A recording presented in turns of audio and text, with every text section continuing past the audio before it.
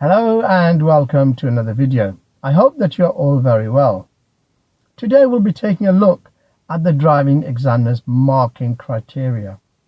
In other words, on how a driving examiner will decide whether somebody should pass their driving test or whether they should fail. Now, before I continue any further, I want to stress that driving examiners are ordinary people, just like you and me, who are trying to do a job so they can basically get a salary at the end of the month. They are not all ex-army officers or ex-police officers. They are highly trained members of the public, highly trained not to inform impressions and not to judge people. Driving examiners are trained not just to mark mistakes, but they are trained to assess each and every situation as it occurs. The standard on an L test is safety with less emphasis on fineness. Driving examiners are taught to understand the principle of assessment rather than just fault marking.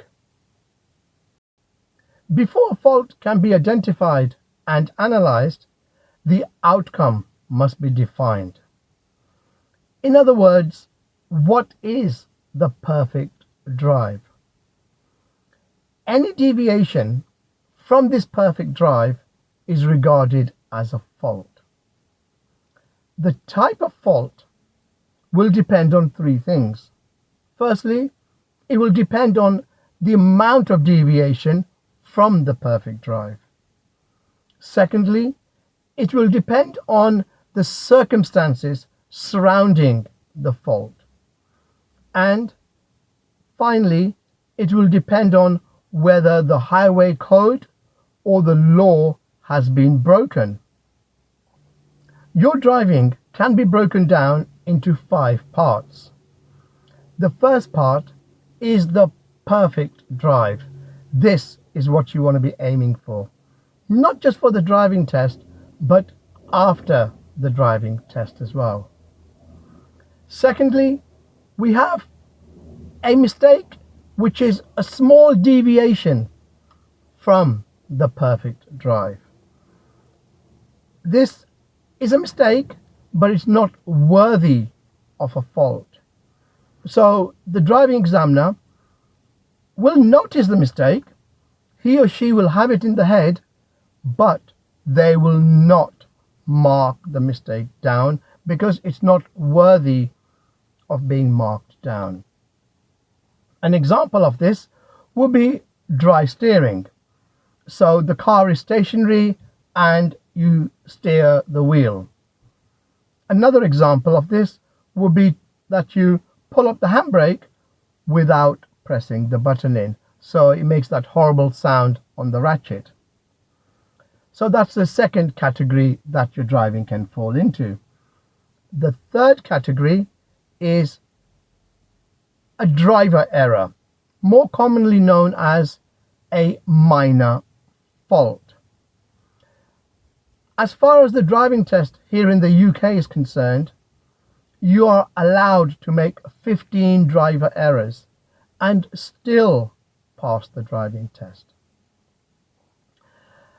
The fourth category is a serious fault. If you make even one serious fault or more, you will fail the driving test. Serious faults are not allowed.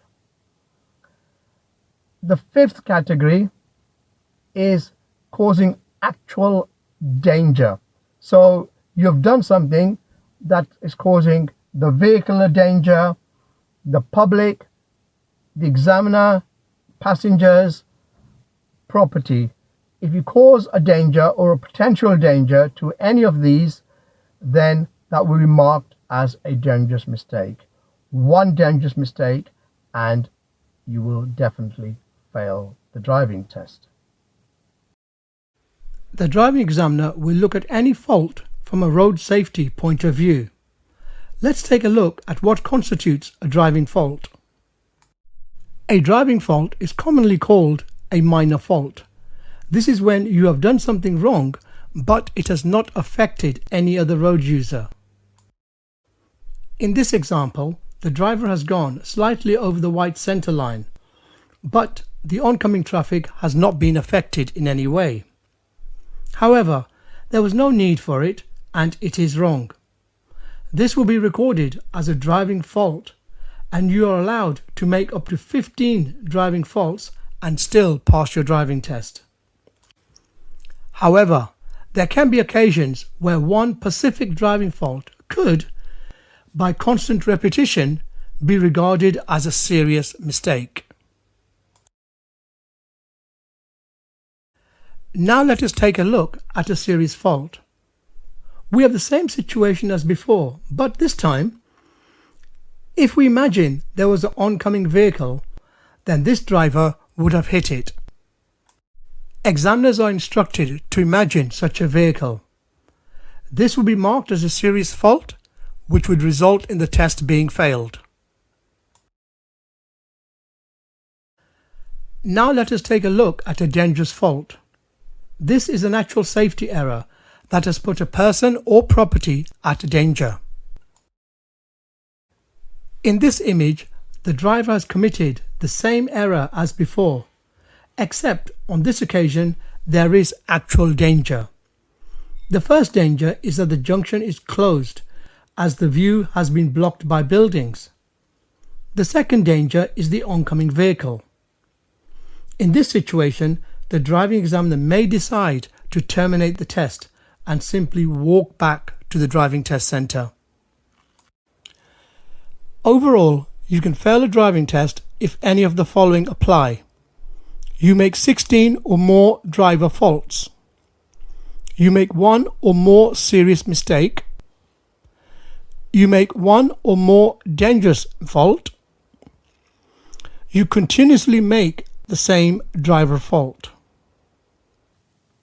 Let us take a look at a couple of examples of mistakes that learner drivers commonly make on their driving test. Firstly, we have observations at junctions.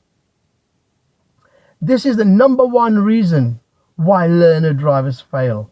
Not just currently, it has always been the number one reason.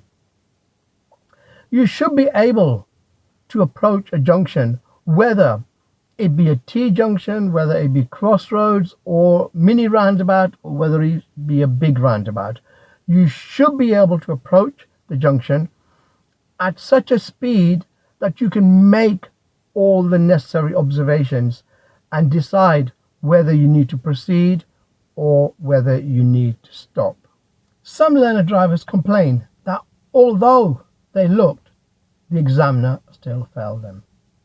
Driving examiners are professional people, and they will only fail a person if they were 100% sure that the fault had occurred. If they're only 99% sure, they will always give you the benefit of the doubt. An observation fault can be marked down if the learner driver did not take the necessary observations. So at a junction, the minimum observations you need to make is to the right, then the left, and then to the right again. So if you only looked right, left, and then pulled out, that can be marked as an observation fault. An observation fault can also be marked if you observed correctly but did not assess the situation. For example, you've come to a junction, you've looked towards the right, you've looked left, you've looked right, and you think it's safe. As you pull out, there's a vehicle coming and you forced that vehicle to either slow down, swerve, or to stop. Example of a driving fault. In other words, minor error. You have misjudged the speed and or distance of an approaching vehicle. However, the safety of other road users was not compromised. Example of a serious fault. You have not taken effective observations before emerging at a junction. In other words, you have forced another vehicle to either slow down, swerve, or to stop. Example of a dangerous fault.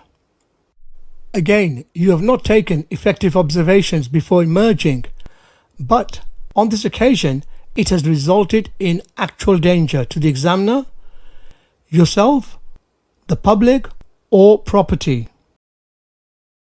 Let us move on to our second example, which is mirrors.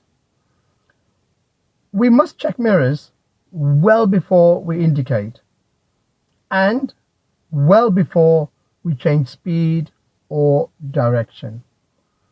Furthermore, we should know what is happening behind us, around us, at any given moment in time.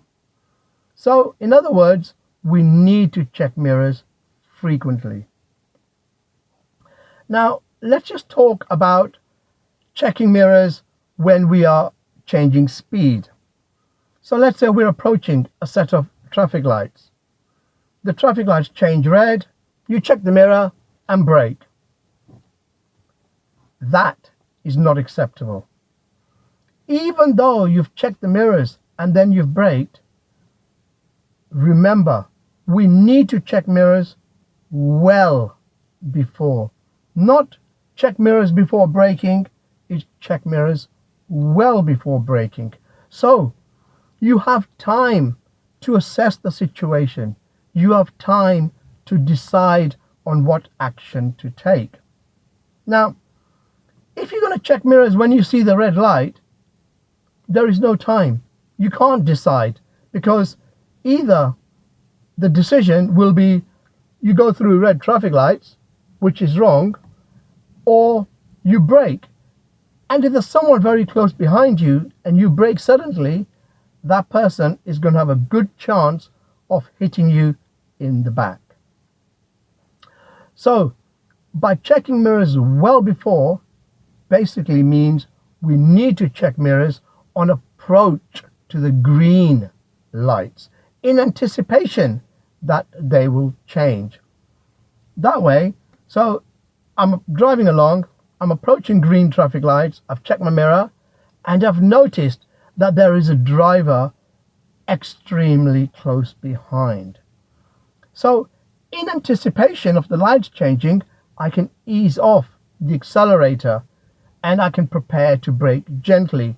So if the lights do change, then I can still stop, and I can stop lightly and gently. Example of a driving fault. Not checking the mirrors or checking them too late. However, on this occasion, it has not affected your safety or the safety of other road users.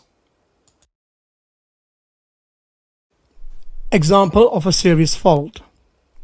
Not checking the mirrors, checking them late, or checking them on time but not responding to what you have seen. However, on this occasion, it has caused another road user to take some form of action, such as changing their speed or their direction. Example of a dangerous fault. Trying to change lanes when there is a vehicle directly alongside you. On occasions like this, the driving examiner will take control of the steering wheel to stop a collision. We've spoken about two faults today. We've spoken about the observations on approach to the junction, and we've spoken about the mirrors. If you found this video useful and you would like me to do more similar videos with other faults, please do comment in the text below, and depending on the amount of feedback, then I will do a part 2 to this video. I hope you found this video useful. If you have, please remember to give it a thumbs up and please share with at least one person. Thank you for your time. Take care. Bye-bye.